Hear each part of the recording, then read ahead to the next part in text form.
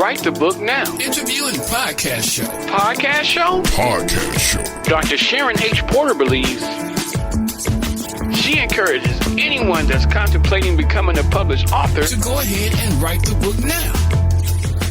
Dr. Sharon H. Porter. Thank you for joining us. This week's guest is Andrena Sawyer, author of The Long Way Home. Andrena is the founder of the Minority Christian Women Entrepreneurs Network and the president of P.E.R.K Consulting, a consulting firm for nonprofits and small businesses. Originally from Freetown, Sierra Leone, she and her family moved to the United States when she was 9 years old due to a civil war that left thousands dead and untold numbers maimed and displaced.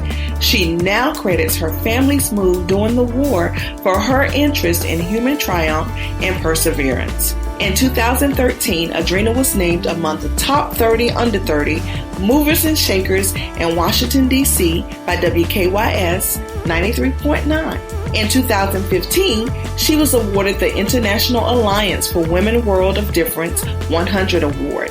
She is also the recipient of the Women-Owned Small Business Award by the Associated Black Charities. In addition to her work with P.E.R.K Consulting and Minority Christian Women Entrepreneurs Network, she is the author of The Other Side of Assertiveness, Ponder It in Her Heart, and the book that we will be discussing, The Long Way Home. Thinking about writing a book? Then with Dr. Sharon H. Porter. Hello, everyone. This is Sharon H. Porter, the host and creator of the Write the Book Now interview and podcast show. I am here today with our guest, Ms. Andrena Sawyer, the author of The Long Way Home. Welcome, Andrena. Thank you so much. Thank you, Sharon, for having me on. Absolutely. So we have heard this dynamic bio, but can you tell us who Andrena Sawyer really is? Sure.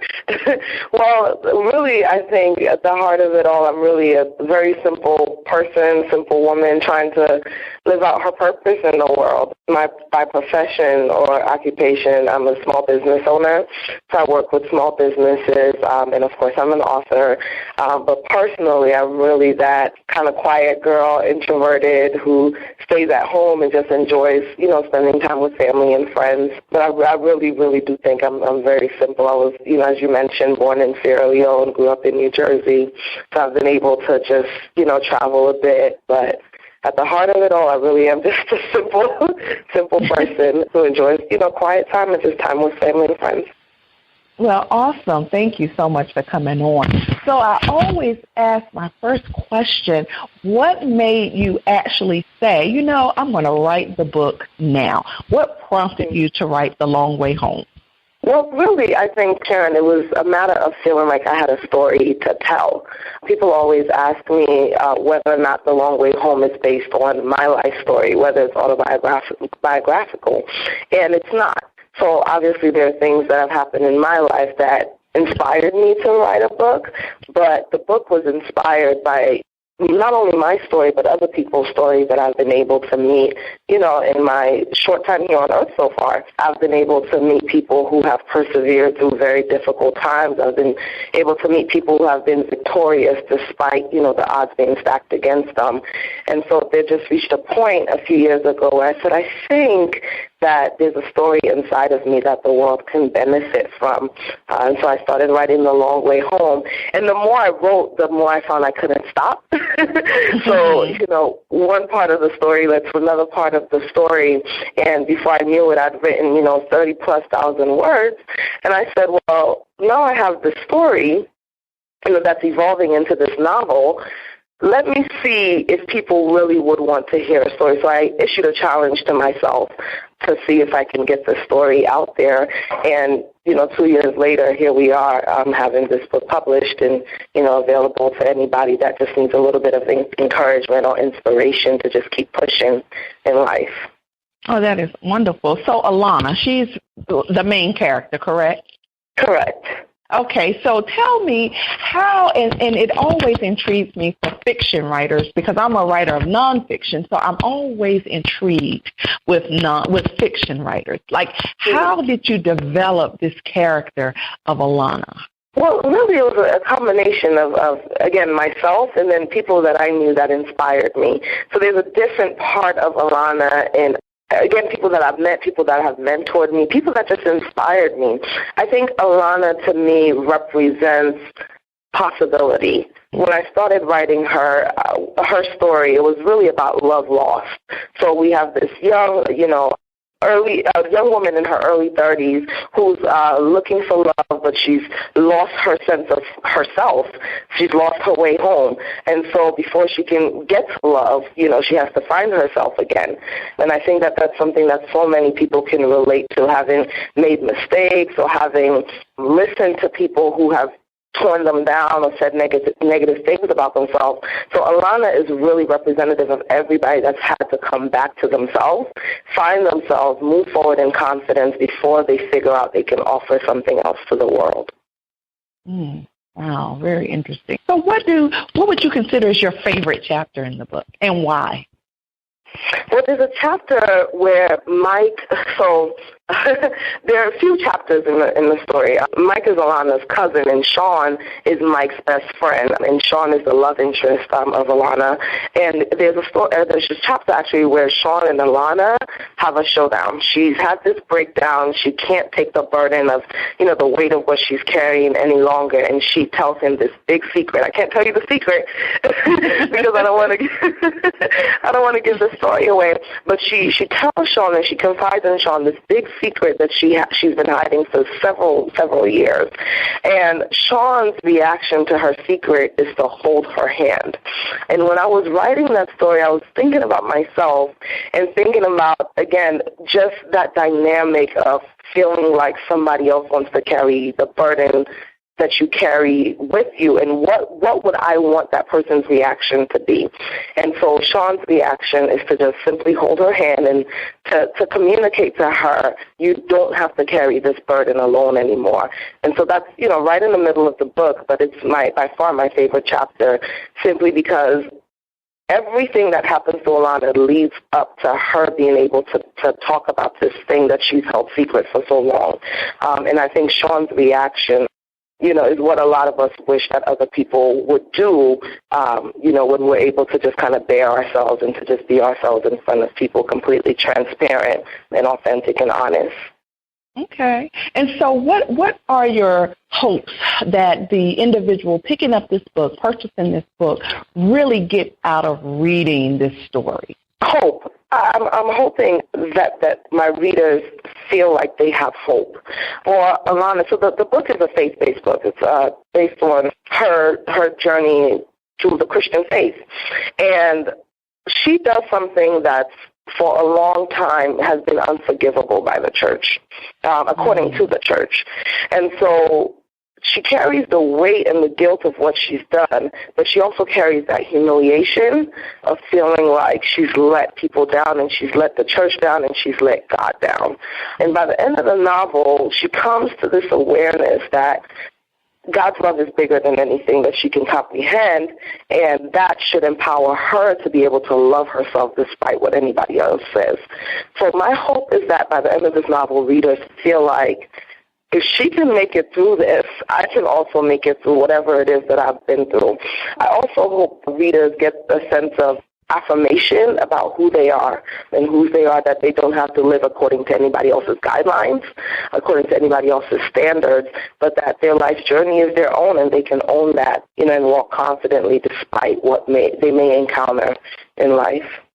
Wow, very powerful. And so, and I know that you mentioned about the church, and I saw that you actually are the founder of the Minority Christian Women Entrepreneurs Network. Is that correct? Yes.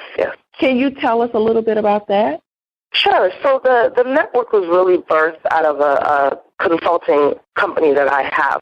So the consulting company that I have is P.E.R.K Consulting, and we work with small businesses and nonprofits. And one of the things that I noticed over the last few years of owning P.E.R.K is that a lot of women that came through our doors, for whatever reason, happened to be Christian women who were of minority background, and they all had a common complaint. There weren't resources that were out there that were available. They were having a hard time finding each other, to hold each other accountable, to, encourage each other as they decide to pursue their passion and their purpose. So there was a huge disconnect for a lot of women. And so MCWEN, the Minority Christian Women Entrepreneurs Network, is really birthed out of my desire to see those women connect, because I've always believed that, we're powerful individually, but collectively I think that, we can change the world. So MCWEN is a place online and on social media, and we have monthly meetups where women can come and they can connect with each other. They can partner with each other in their business ventures. They can pray with each other. They can just spur each other on, because entrepreneurship is not an easy journey. Anyone who's ever, endeavored knows that it can be very, very difficult. It can be very lonely and an isolating process. So it's really a way for these women to connect with each other and not just emotionally stir each other, but practically and physically be able to support each other as well. Okay, great. And you're the president of P.E.R.K Consulting? Correct. And that's Correct. an acronym. Can you tell us what the acronym is? Yeah, so P.E.R.K stands for Passion, Experience, Relevance, and Knowledge, and those are our core values. So everything that we do with small business owners and nonprofit leaders is based on those. I tell people, if presenting a workshop or if I'm meeting one-on-one with you, I want you to feel the passion that I have for what you're doing and what I'm doing. And obviously experience and knowledge is important, because we want people to feel like they're getting quality services for what they're paying for. And then relevance, of course, is we always want to be in the know. We don't want to present archaic solutions to your problems. We want you to feel like, man, this is cutting edge. This is exciting. I feel like they're in the know and they actually know what they're talking about. So, Andrena, tell me, what has been the most beneficial experience of authorship for you? And because this is not your first book, correct? Correct. Okay, so what would you identify as benefits of actually for people to go and really put their thoughts on paper, whether it's fiction or nonfiction? What has been your most beneficial experience? I think personally, for me, writing has always been a creative outlet. And so, it's like you have something that's bubbling on the inside of you. Something has to happen. Whether it's good or bad, eventually you're going to burst. There's something is bubbling on the inside of you. And so for me, writing has been a way for me to take ownership of the thing that's bubbling inside of me.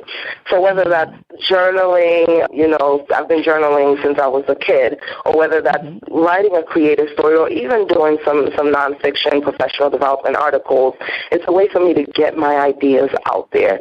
Because once it's out there, which I think is the other benefit, anybody can read it. So, an added benefit is that people get to actually read what you think is important, and if it applies to them and it's relevant to their situation, they can add that to their arsenal. They can take that and apply it, and it might help somebody else grow, professionally or personally. I think about some of my favorite authors, for example, Michelle Stimson and Priscilla Shirer. Michelle Stimson writes fiction books. And I remember the first time I picked up one of her books, I think I was about 16 years old, and it completely rerouted my thoughts about what love should look like. Even though it was a fiction book, it let me know that I didn't have to, lower my standards about the values that were important to me. And I remember the first time I picked up a Priscilla Shirer book, and she's a nonfiction. She's actually a speaker and a pastor, but she also writes. And the same impact. I picked up one of her books, and it was so radical to me, the fact that there was a minority, a black woman who was a Christian, who was writing such impactful things. And, it raised my standard of expectation for myself of what I was capable of doing. So I think that's the power of words, is that you never know how it can positively influence someone else. Absolutely. So, Andrena, if there are our listeners out there that want to purchase your book or want to know about more information on your entrepreneur network, or even the consulting that you do through P.E.R.K, how can the listeners reach out to you? Sure. Well, the quickest and easiest way is probably on social media. So I'm on Instagram, I'm on Twitter, I'm on Facebook, and my handle is at Andrena_Sawyer. Of course, I have my website, which is www.thelongwayhome2015.com.